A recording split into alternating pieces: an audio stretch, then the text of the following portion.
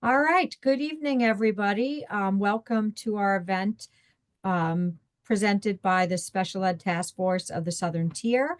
We are going to be speaking on discipline and suspension for students with disabilities and the restorative alternatives for educators.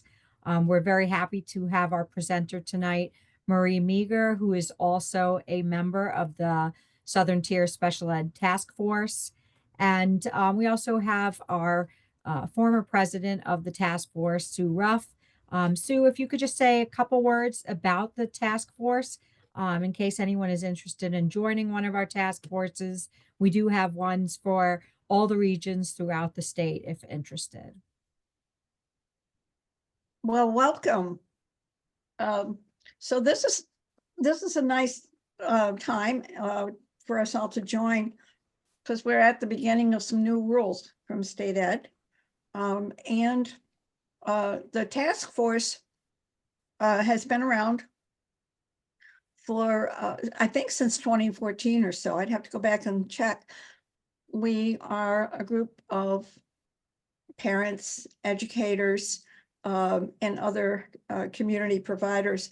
And the focus of the task force is to help people with communication with each other, so that when we're all working to help students with disabilities and education, that everybody who is helping in that process understands the laws, the regulations, but also it gives us an opportunity to learn from each other. And we are always looking for members. So if this is something that you'd be interested in, feel free to get back to Nancy, and she'll pass that information on to Lindsay Holcomb or to me. And we'll try to see how we can include you, and let you be certainly we'd love to have partners from the community. So thank you very much for joining. And Marie, we look forward to your presentation. This is a very important topic. Thank you. Thanks so much, Sue. All right, Marie, take it Okay. over. Thank you, Sue and Nancy, and thank you everyone for taking time out of your evening to log on and to have some discussion with us tonight regarding discipline and suspension for students with disabilities. My name is Marie Mahar. I am the Director of Special Education for Broome Tioga BOCES. We are located here in Binghamton, New York, and our BOCES services 15 component school districts across Broome, Tioga, and also a small amount of Delaware County. And so we have a whole host of programming available for our region for, all different types of disabilities, along with alternative education options for students ages 5 to 21. So we're definitely a bustling, busy area, and this work is very, very important to all of us. So before I get started, I wanted to share some of the agenda here this evening so that folks know the broad topics that we'll be covering and the order with which we'll be having these discussions. I'd like to start this evening by talking about some post-COVID trends that we have seen in public education regarding behavioral and emotional needs of our students. I then will plan to move into a review of the procedures that we're required to follow when suspensions are imposed for students with disabilities.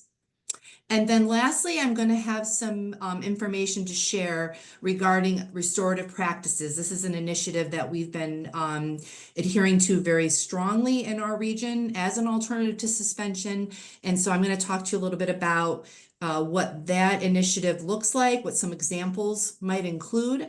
And then I'm also going to talk a little bit about what have we seen here in the Broome Tioga area since implementing these restorative practices initiatives and what it's done to our data points and most importantly, for our students. And so that's the three main topics that we're going to cover tonight.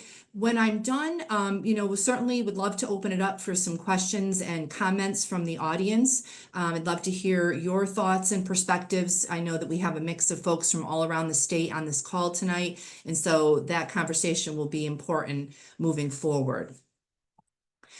So before I get into the trends, I just wanted to give folks a little bit of a context as to why I felt as a member of the task force that this is an important topic to share out in this format tonight. So for us here in the Broome Tioga area, we work closely with this Office of Special Education, the New York State Ed Department. Specifically, we're connected to the Central New York region out of the Syracuse office, and we have a regional associate. Her name is Pam Modzell. She's an excellent partner for us. And she comes and works with us on a monthly basis here at BOCES. And we have all of our component districts present. We talk about all different initiatives and regulatory matters that are pertinent to our work. And so last fall, almost about exactly a year ago at this time, we got sort of I don't know if I want to use the word surprise, but it felt like a surprise visit from the Office of Special Ed. She came to our monthly regional meeting when all the districts were present and had a PowerPoint to share out. And this PowerPoint talked about regulations regarding how do you handle discipline with students with disabilities? What are our responsibilities at the school district level? And what are the rights for students and their families? And so it really kind of caught all of us off guard because we quickly realized that we weren't really necessarily following those procedures that were outlined in this PowerPoint. We found it fairly confusing, quite frankly, and it generated a whole host of questions. So really what it boiled down to is that the federal government did an audit of all of the states across our country with regards to this matter and found that New York State was not in compliance overall, not just Broome Tioga BOCES by any stretch, but overall. And so they had disseminated an updated review of regulations around how do we suspend students with disabilities, the procedures we need to follow, and mandated that the state level Office of Special Education representatives worked with their regions to disseminate this information and make sure that everybody was aware of this is how you're supposed to conduct business. And so here in the Broome Tioga area, we did that across 2 phases. We had that surprise presentation last fall, but then we also had the representative from State Ed come back and did this presentation again at a more in-depth level. And I invited not only our BOCES administrative team, but also the administrative teams from all of our 15 component school districts to participate. So we had principals, assistant superintendents. We also had some instructional staff present as well. And we all heard this presentation again. And we had to make sure that we were solid in what we were doing moving forward because it impacted everybody in all of our work and created a bit of confusion, quite frankly. So that's kind of how we landed and that's the path that we took. And so tonight, my intention is to share out with you all the specifics around those procedures and what that looks like and what you may experience as either a parent or an educator as we move forward. And so this is where we're at. I want to get us started by talking about some post-COVID trends. So really, how did we get here? Why is it that discipline and suspension is such a hot topic, such a prevalent topic for all of us in public education, specifically for us in special education post-COVID? What's happening? And so I've highlighted a couple bullet points here for our talking points. And really, I think this is all, indisputable. We all can agree that, post-COVID, we saw loss of academic skills from lack of instruction for our students. We also saw uptick in behavioral and social emotional needs of our learners when they return to programming. And these uptick in behavioral and social emotional concerns really yielded and are continuing to yield student and staff learning and safety concerns. We're seeing some really severe behaviors in all of our programs, both in our component districts and more importantly in our BOCES settings. And as such, disciplinary actions had increased as a result. And so out of school suspensions are a data point that every public school in New York State has to upload into the the BED system is what we call it. And State Ed reviews that on an annual basis just to see, where are you at in relation to other districts, and are you over suspending? Are you under suspending? Are you over suspending students of marginal groups, different racial categories, things like that. So all of that is part of the accountability system. And so, it's something that is monitored very, very closely. In addition, at the BOCES level, we were also seeing, and we continue to see, increases in referrals to our BOCES programming. So our districts are saying to us, the needs of the learners that we're having in our own buildings are so great that we need you BOCES to take them and provide specialized programming for them because we can't meet their needs back in our own host district. And so we're seeing those referrals coming in at an increased rate. And as such, our wait lists are growing and growing. This year alone in Bruntaga BOCES, we opened up 4 new classrooms for students with autism that have high management needs. And we also opened up 2 classrooms for students with emotional disturbance at the elementary level, just because the demand for programming was so significant. And so that's really kind of how we landed here. My last bullet here just summarizes the fact that, last fall state ed came down and, based on the federal level audit, found that we were out of compliance. And so here we are, working through what we should have been doing all along, apparently, and but needing to do better with that. And so we're certainly on the right path at this point. So procedural mandates for suspending students with disabilities. What populations does this even apply to? So I wanted to highlight this because there are some nuances associated with populations that have these safeguards regarding suspensions. And so obviously it's for students who have IEPs or individualized education plans. It's also for students who have 504 plans. And then my second bullet here is that it also applies in its entirety to students that are suspected of having a disability. And so that is something that is very important to keep in mind, as you're moving through this process. So a scenario that might include could be, if you have a student, say, I'm going to hypothetically say you have a 3rd grader who's been engaging in dangerous conduct. And, the parent at a parent conference might say something like, I'm working with the physician because the physician thinks the student might have whatever the disability might be. I might say ADHD or something like that. And it runs in our family. Well, that disclosure at a parent-teacher conference would then qualify the student of being suspected of having a disability. And if that's a scenario, then any subsequent suspensions that are imposed, the safeguards that we're going to cover tonight would also apply to that population as well. When would a suspension even be imposed? So it's really any time that a student violates the code of conduct. And the code of conduct is a very, very important document that is developed, reviewed by school attorneys, and it's also adopted by boards of education. So that's really our guiding principles. And then my third bullet here is something that I wanted to highlight, and we're going to come back to this later in this presentation, but there are areas here that are called non-negotiables. So those are very significant, egregious acts that if this happens, then safeguards for suspensions, even if a student is disabled, don't necessarily apply. And we'll talk about that here in a short minute. But those would include any time that physical aggression happens and somebody sustains bodily injury, serious bodily injury. Anytime a student is in possession of drugs, weapons, and even threats, including social media threats. And so what I can tell you is we kicked off our school year here with a whole rash of online social media threats to, have shootings, etc. at our schools. It was the very first week we opened the doors. And so we spent a significant amount of time doing those investigations, working with law enforcement, families, our staff to make sure that, the threats weren't credible and that we could safely be open for our students. So that would apply as well. But those are considered non-negotiables with regards to safeguards for students with disabilities.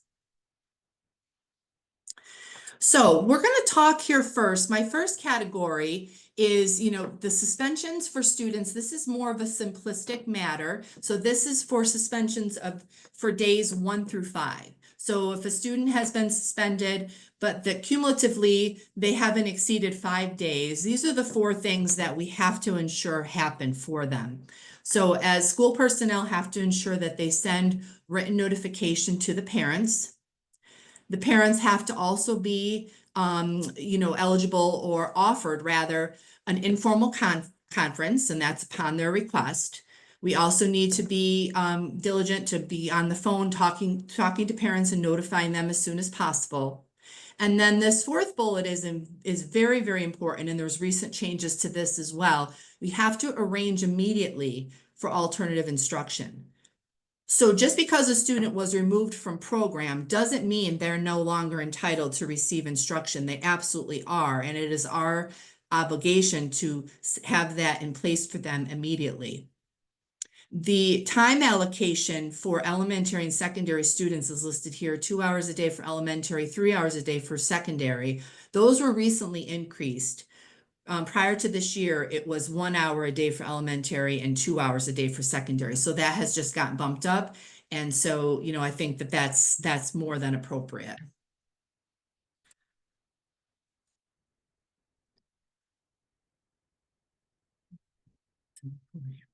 Okay. So this screen is really where we get into the meat of where we're at and what transpired from those conversations we had last year with the state ed department. And that's all around this topic of a disciplinary change of placement. This is where our requirements come into play, and this is where we had to be incredibly mindful that we were in compliance with what we were supposed to be doing all along. The definitions around disciplinary change of placement admittedly caused a significant amount of confusion for our region when we had these discussions initially. So we really had to talk it through, wrap our heads around it, and try to make strong sense of it so that we could ensure that we were doing the right work in the field moving forward. I will try very hard to simplify this as best as possible, but I want everybody to have a strong understanding of what does this really look like.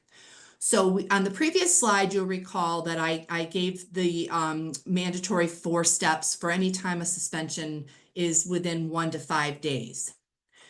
10 days is the magic number, for lack of a better term, with which triggers for additional requirements come into play. So it's super important that all educators are mindful of the cumulative number of days of suspension that are imposed for a student with disabilities. Because once you reach 10 days or beyond, the safeguards and the procedures are very stringent and they're very specific. And this is what that says. So a disciplinary change of placement by definition means anytime a student is removed for 10 days or more. So if you exceed cumulative suspensions for a student, past, say you're on day 11, by definition, you have changed their placement because of disciplinary action that had to ensue. But it also could mean if a behavior, so let's say, like for instance, a student was suspended for 3 days, for 2 days, and then for 4 days. So 3 separate instances, they weren't 10 days cumulative, but a disciplinary change of placement can still be applicable if a pattern of behavior is present. And so a pattern of behavior is determined by an examination of what was the conduct, what did the student actually engage in, what's the timing, the frequency, and the severity of the conduct, and then more importantly, what is their identified disability. So what this could look like by example is that, let's say that, we had those 3 different instances, the 3 days, the 2 days, and then the 4 days of suspension. But each time the student was involved in a physical altercation with another student, let's just say at lunchtime, because often those, unstructured times are where we see the uptick in behavior. So it's the same time of the day. The other student, maybe need to visit the nurse, didn't have serious bodily injury, but needed maybe an ice pack. And the type of disability is that the student is emotionally disturbed. So that would be considered a pattern of behavior. And this could also now constitute a disciplinary change of placement. So this is where those regulations are, super specific and needing to have careful examination. I'm going to reiterate one more time. So disciplinary change of placement, by definition, anytime student is removed 10 days or more, and or if they have multiple instances of suspension, but those separate instances have a similar pattern of behavior. So it can be either of those two things. So what does this mean for us in the field? It means that not only do we need to be cognizant of the number of days of suspension that are imposed, but we also need to be taking a deep dive every time a student is suspended and working collaboratively with that administrator that may be imposing the suspension, depending on the role that we play, and doing those deep dives and trying to determine, is there a pattern of behavior by examining those 3 bullets here. And it's important that they're also documented as well. So it takes a lot of work and it takes a real careful examination and time, quite frankly. But these are the safeguards that are in place, and we have to ensure that students with disabilities are afforded this level of an examination every time a suspension ensues. So now let's say we've done that examination that I just explained, and the answer as to whether or not it's a disciplinary change of placement is a yes. So yes, it's a disciplinary change of placement. What does that mean? Well, it means that the examination that we did, we have to make sure that it is documented and is in the student's file. But number 2 on this screen is most important as well. So here is where the CSE and the special education office have to act, and they have to act promptly, and they have to be in direct communication with whichever administrator, whether the student attends their own programs at their district or if they're at a BOCES. Communication is key, and the timeliness of it as well. So the special education office has I have to. one question, Marie, just to interrupt, because I want to make sure it's clear. Does it have to be 10 days if there are several 1-day suspensions already this school year? Yes, 10 is the magic number. So you have to be counting up those cumulative days. So if a student has had a single day of suspension, but adding them up cumulatively gets you to that 10 days, now you're looking at a disciplinary change of placement, because that number 10 is our magic number. And one more thing, does it count if the school calls and requests pickup without doing a suspension? That's a hot question, because Yeah. legally, if the district is imposing the removal, so they say, come pick up your child, that is synonymous with a suspension, and they should be going through this same process. Okay, thank you. Yes. Okay. So we talked about the need for documentation. Now the CSE office is involved, and they need to act promptly. These are the things that need to happen right away.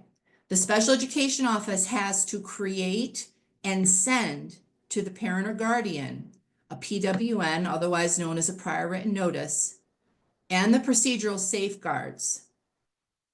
They also have to schedule a manifestation determination meeting.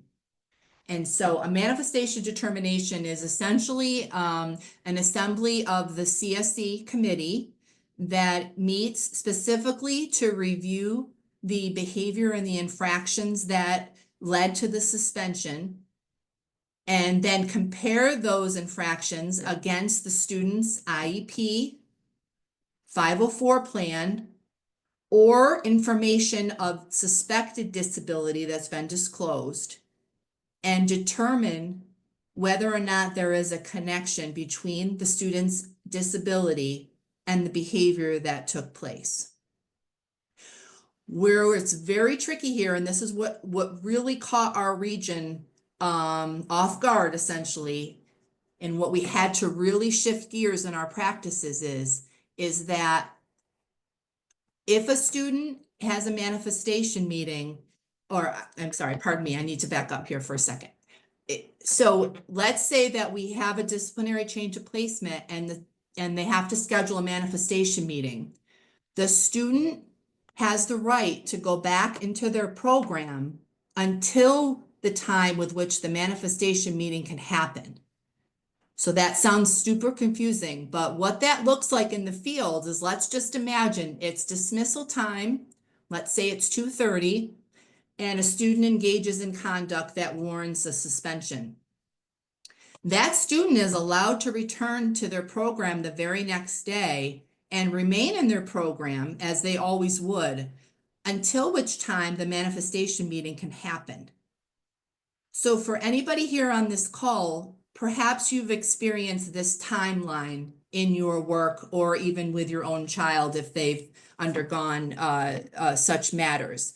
So you may have where districts are rushing, for lack of a better word, to have this manifestation meeting as quickly as possible, assembling folks that need to be present, reaching out to parents to let them know of a date and a time, because there is an incredible urgency when we're at this point in the suspension regulations to have this meeting. So this is one of the largest shifts that we're seeing, and that we had to make sure that we were in compliance with, because clearly we were not. And so we've been working very, very hard at the BOCES level to partner with and have effective communication with all of our component school districts when this happens, so that we can be ready and prepared for a manifestation meeting to happen as quickly as possible. Or we had to also be prepared that if a manifestation meeting couldn't happen for obvious varied reasons, that we had to welcome that suspended student back the following day and have a safe plan for that to actually take place.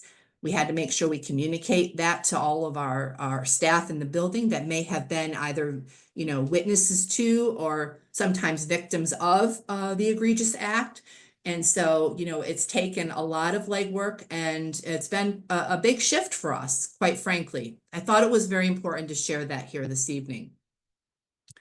So let me just go on here. I gotta go click that. I gotta go back one. Sorry about that. Okay.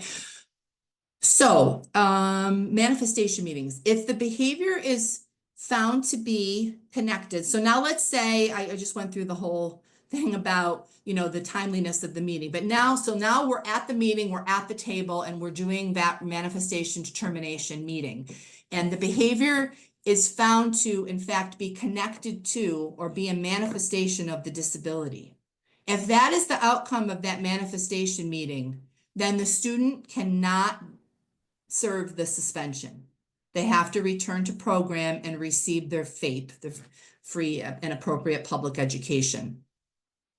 If the behavior following the manifestation meeting is determined to not be connected, or there's no manifestation found, then the student can serve their suspension. So those are the two possible outcomes of a manifestation determination meeting. Again, we have to determine whether or not is there a connection to the disability. If the answer is yes, then we can't punish the student for what they did. If the answer is no, they can serve the suspension. We have another question in regards to that. What Yes. if there is a pattern of behavior that is not yet 10 days, because the slide said and/or? Can there be a pattern established in 5 days and a manifestation hearing requested? You can, you can do that. And sometimes districts will will hold, I don't know if they would call it a manifestation determination. They would likely call it a program review if a student is struggling. But again, it's that 10-day mark that triggers the need for a manifestation determination meeting. So again, it's really a, for lack of a better word, a simple count of how many days are we at, and that 10 days is what triggers it. We will sometimes, quite frankly, have our component districts, our CSC chairs, with some varied practices, and sometimes we'll be asked to have manifestation determinations when we're around day 9, when it's getting close and there's a lot of concerns, they want to have that meeting. But from a regulatory standpoint, it's not until you're at day 10, because day 10 and past that is a disciplinary change of placement. Marie, can a manifestation determination meeting lead to an alternate placement? It very much can, yes. And so I have on another slide here some important considerations for that.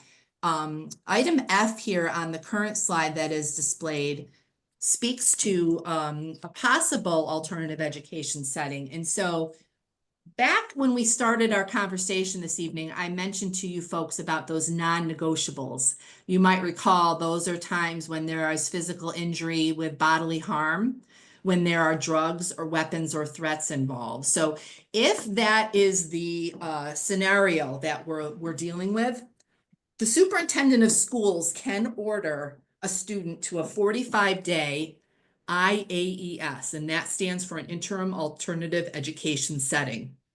And that can be even if there's not a connection found with their disability. So those non-negotiables do have, quite a bit of weight here as far as, students' rights go.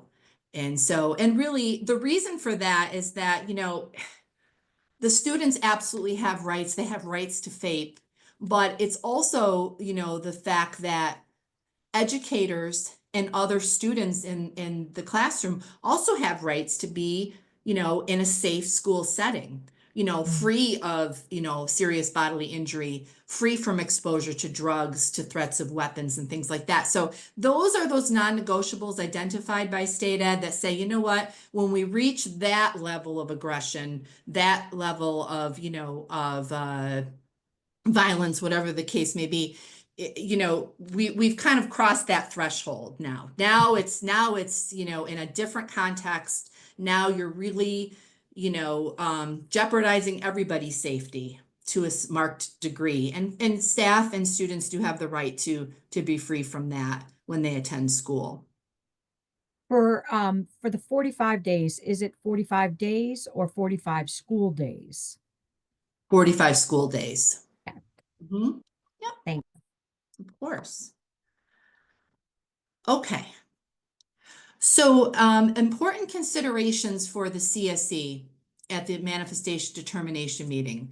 So not only are we, charged with doing an examination at a manifestation determination about the connection between the behavior and the disability, but it's also very important that the CSE consider empirically sound ways with which to work to reduce those maladaptive behaviors. And so, some of the primary ways that we do that work is by conducting functional behavioral assessments and behavioral intervention plans for students that their behavior significantly interferes with their learning. And we also are charged with reviewing existing FBAs and BIPs for students at manifestation meetings. So many of our students that have, history of behavioral concerns will already have these legal documents in place. And so when a manifestation determination meeting takes place, the CSE committee at that time really needs to consider the content of those documents, do a careful review of those documents, and talk about, are the interventions listed on those documents still appropriate?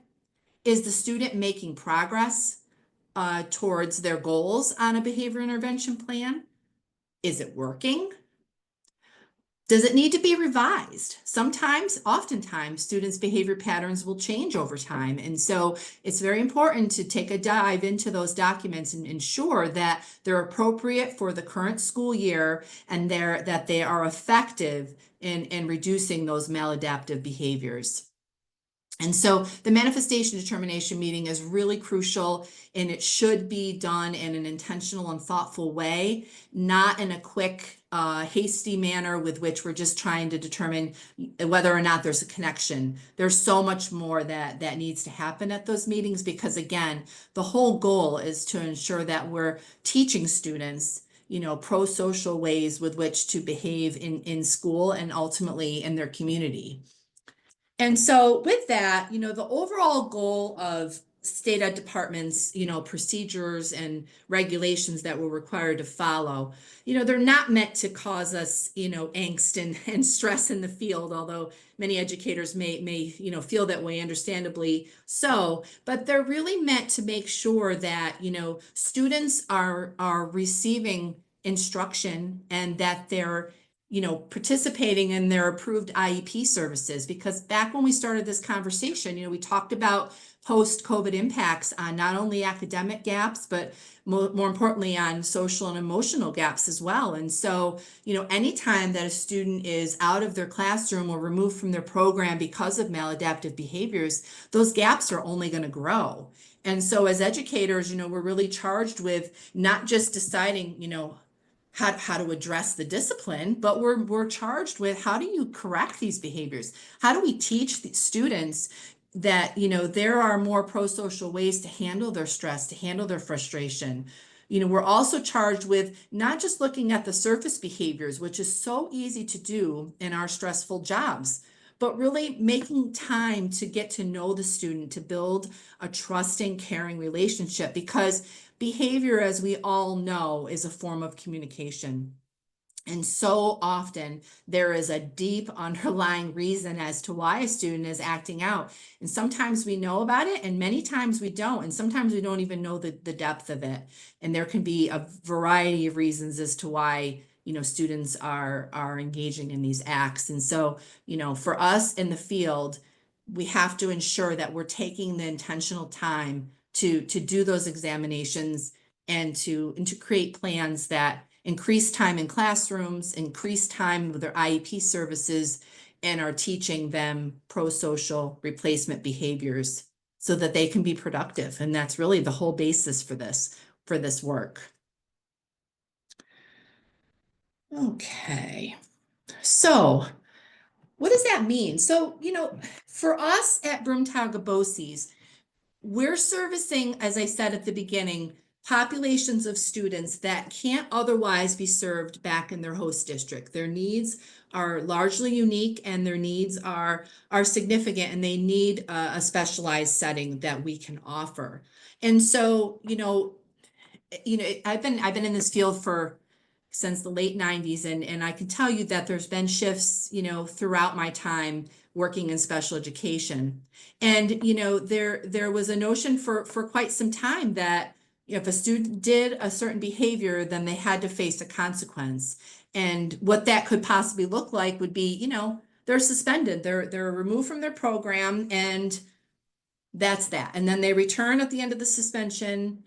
And you know what? Nothing really changes, and those behaviors continue, and sometimes they get even worse because, the research is very clear that out of school suspensions by themselves don't impact in a positive fashion negative behaviors, that you need to pair that with something that is going to teach students alternatives to their behavior. And so, it's been a lot of work, and it's a big culture shift, quite frankly. But at Broomtog BOCES, we've been working really hard to, change the culture and the mindset of our staff, particularly to think about this in a different way, and to really try to believe the fact that students do need to be taught and not just removed. So one of the initiatives that we have worked towards and are continuing to work with is that of restorative practices. And so that is the topic I wanted to move into now at this point in the discussion, and talk a little bit about, what is restorative practices? What does it mean? How did it evolve? What are some examples of restorative practices? And how is it working for us at Broomtog BOCES? So overall, rather, restorative practices is drawn from the traditions of the indigenous people and also from communities of color. And the focus of restorative practices is on improving and repairing damaged relationships. So that's the two key words here: improving and repairing damaged relationships. Because, anytime there is the negative behaviors that happen, whether it's, a student to student infraction, or if it's a student to staff infraction, or, student to property, there are negative outcomes of that. Folks there's stress, there's frustration, there is perceptions of students about, whether they do or don't belong in certain settings. And so it really becomes a very complex problem to solve. And so we feel that restorative practices being grounded in improving and repairing relationships and building social connections for students is the way to work to address this issue that we're faced with. And so the goals of restorative practices involve these three main bullets. Those are teaching students how to resolve conflicts. So, constantly being in a conflict cycle is not a healthy or pro-social way, and we know that. And oftentimes that snowballs into acts of not only verbal but also physical aggression. So it works to address resolving conflicts. It also, importantly, it works to foster positive school culture. So one thing I'll talk about when I share examples of restorative practices is that there are circle times and meeting times that we do as whole groups with teaching that happens around the concept of empathy, and the concept of respect, the concept of accountability, to name a few. And it also works to build positive school communities, in general. So focusing on creating safe environments for everybody in the school so that students and staff alike feel not only is that sense of safety, but most importantly, that sense of belonging. And so at Broome-Tygart BOCES, that is one of our primary missions, is to make sure that everybody feels that they belong. And we know that that is key to success. So some examples of what restorative practices look like, and if you were to come and visit some of our programs, you would see this in action, particularly in the morning. You would see the daily classroom community meetings. We call those our circles. And so during those circle times, we work to build student relationships amongst the whole group. You may see things like, we have a talking stick or a talking item that gets passed around, and students can share their thoughts and provide their voice at whatever the topic might be on that day. They're not forced to participate, but the way that the circle moves and grooves, we oftentimes will see those reluctant students starting to feel safer to share and eventually being a part of the conversation. They're often theme-based, as I mentioned, so we may do themes of safety, themes of belonging. We do themes of, creating purpose and achievement, those really important concepts of those biosocial needs that we know are so essential. There's also a component during these morning circles that focus on goal setting. So asking students to set a goal, a cumulative goal that the class is going to work towards and what time frame that might be. And so that will include things like daily affirmations, sharing out positive statements to one another, what one another did well and what they appreciate about their peers, things like that. And then also during those circle times, there's collaborative decision making that takes place. So, in setting those goals, it'll incorporate the voice of all the students, and so that they're heard, that they're validated, and they have some buy-in into what the class is working towards. So that's one example of what restorative circles could look like, and that is really more of the one of the proactive ways that restorative practices happens in our programs.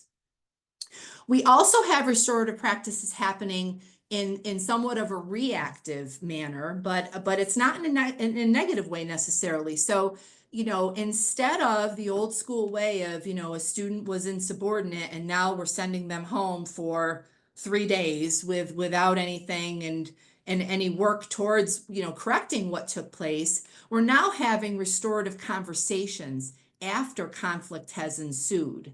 And so these restorative conversations happen with a student who has a trusted relationship with an adult, with a preferred adult.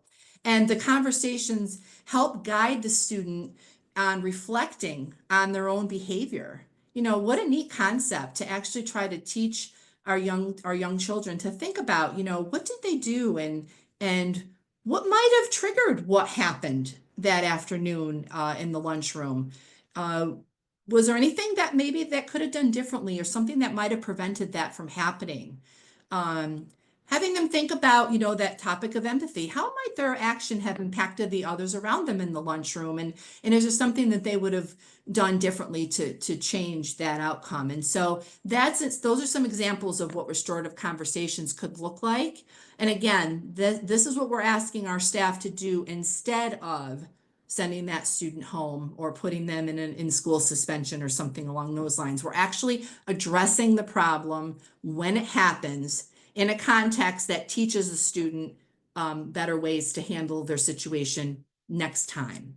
And then lastly here, so in those instances where we do still suspend, because there are those times when there's those egregious acts that happen, we want to make sure that that sense of safety and belonging stays intact, not only for the student that engaged in the egregious act, but also for those around them that were impacted by what took place. So we do that in the form of what's called reentry meetings.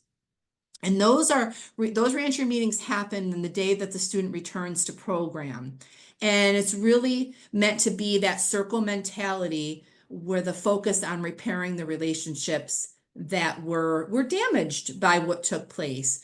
And those circles are, meant to reestablish safety and belonging for everybody so that we can hit the reset button.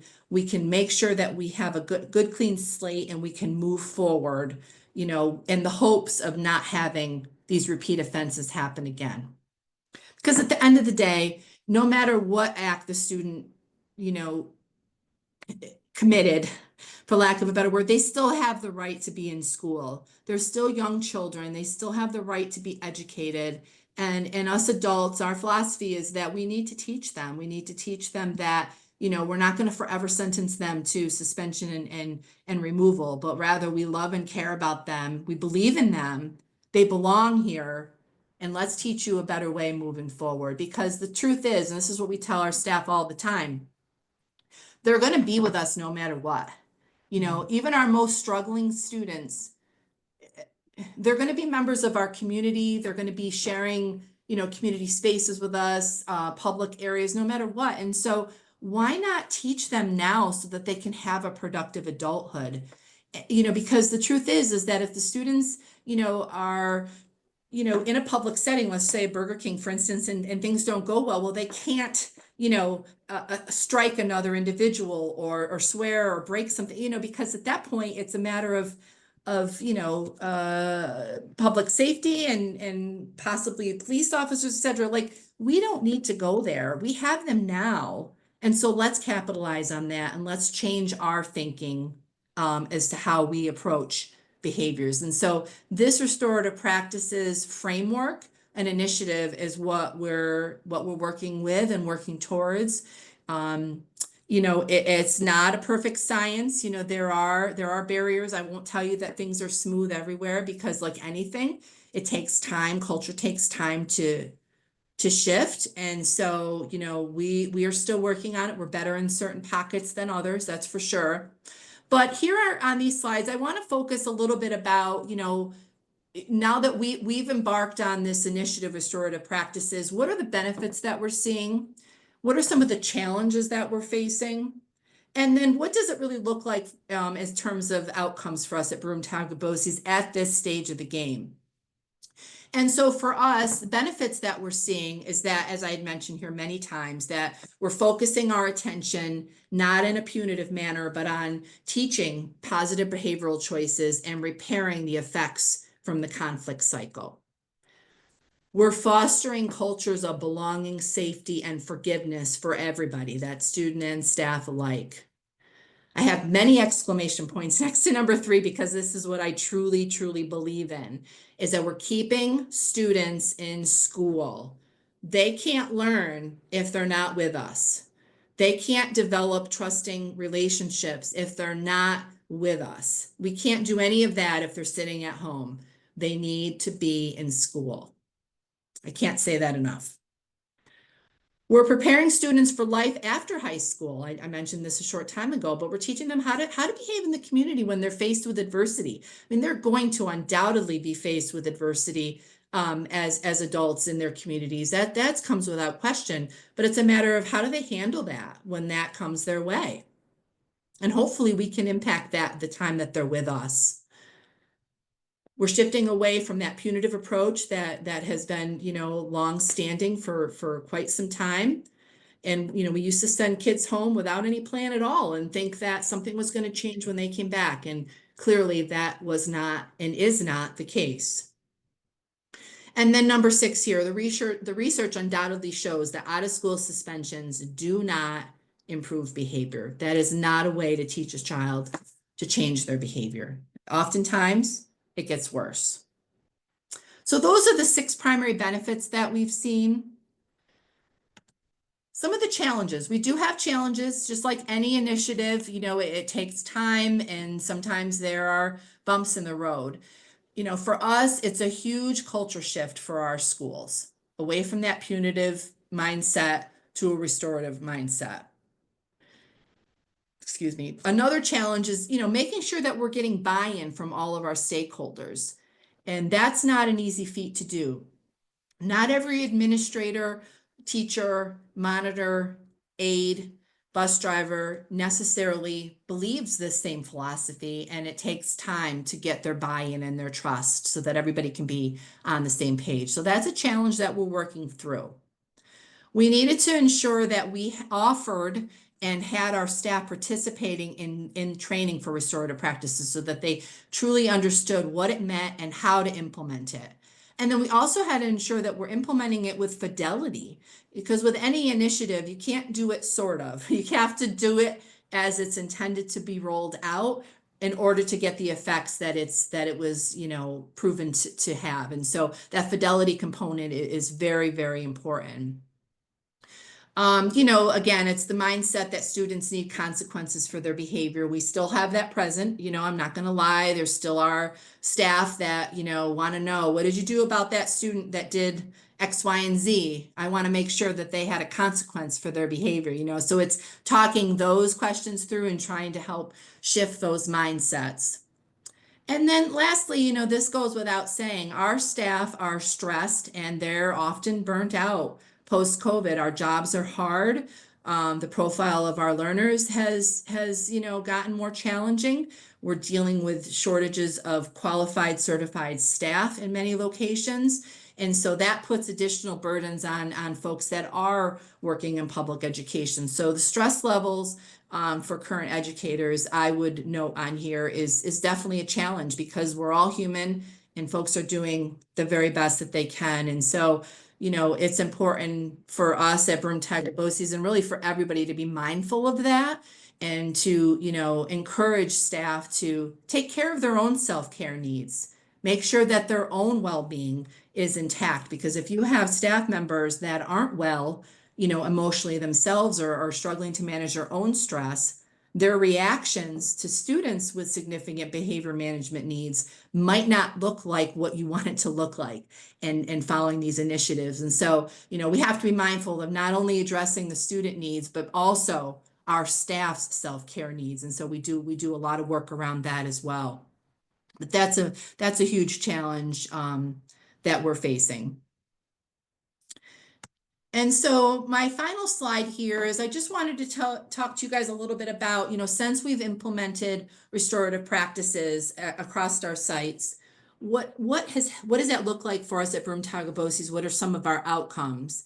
And so for us, shifting to restorative practices across our sites, we have seen some dramatic decreases in the number of out-of-school suspensions. And so I was super grateful to be able to share some data with our Board of Education just last week about, the number of out-of-school suspensions from last year at this time to this year at this time. And we had drops of suspension rates of about 82%, on average in some of our super hot pockets, some of our areas, our programs that had really high suspension rates. So, the data was really, favorable and showing that, listen, this is working and we have to stay the course because it's the right thing to do. And we're seeing the outcomes that we want. And so I had to ensure that not only did I share that with our Board of Education, I wanted them to know that, but I also shared that back you know, in a celebratory way to the folks that are doing this work in our programs to say, listen, you know, this is hard work, but look at the outcomes that you're having here. And I'm super proud of you, and it's what's right for students. So stay the course. Data is powerful, and so the data is definitely in our favor. We're seeing increases in attendance in our programming. You know, I think that culture of belonging that comes along with restorative practices is showing, you know, some real growth, and we're having less chronic absenteeism than we've had in the past. We've also been committed to increasing the number of school social work positions in our sites to support this work, because, you know, I can't as an administrator just roll out an initiative without providing the proper resources at the sites to support the work. And so we've been committed to adding school social workers to our sites to help with this work. We've also added community school coordinators at our sites to support this work as well. And so those folks have been a real welcome addition to our programs, and they have been able to be an extension of our social workers to, you know, also wrap their arms around families to, you know, connect our families with supports in the community that they may or may not have been, you know, privy to in the past. They've been really helping us in a proactive way by, you know, addressing chronic absenteeism. They are helping to facilitate family engagement events to bring our parents in and have them also be a part of our school culture, because if the parents are part of the school culture, the students will be part of the school culture, and we will continue to see decreases in those behaviors that we may have seen in the past. And so, you know, I just can't say enough about the outcomes that we've seen so far. I'm, you know, hopeful that we can stay this course and that we'll continue to grow and we'll continue to get buy-in from our staff so that these restorative practices can really just be second nature, you know, and not that new initiative that that we've started. So that's that. I think at this point, I've covered the material. And I'm happy to welcome any questions or comments from the audience.